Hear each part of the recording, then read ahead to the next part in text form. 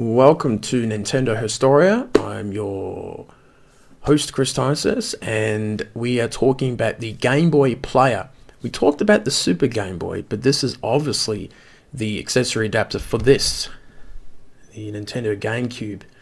It was released in 2003, March the 21st in Japan, June the 20th, 2003 in Europe, and in America, it was June the 24th of 2003.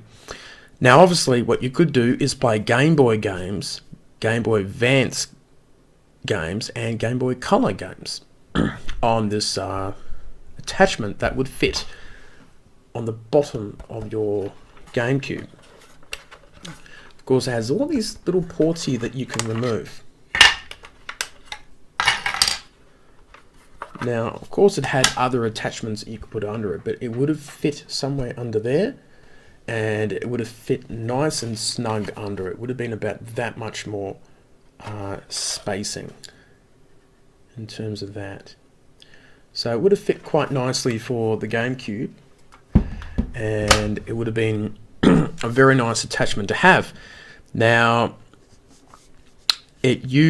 now for controllers for this particular device, you could use the Game Boy Advance or the Game Boy Advance SP, or you could use a GameCube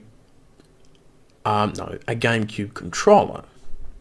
Now, you would have to get the special GameCube to Game Boy adapter, which basically you attached on the end of the SP or your Game Boy Advance, and it would basically go to one of your ports, which meant that you could play all your GBA games and Game Boy games via your handheld on the big TV, which was a very, very handy accessory. And I think it helped expanding the GameCube's library, which I would love to get that piece of hardware myself one day. But it's a little bit difficult. So, but I think it's a great piece of attachment piece for it, and very cool indeed.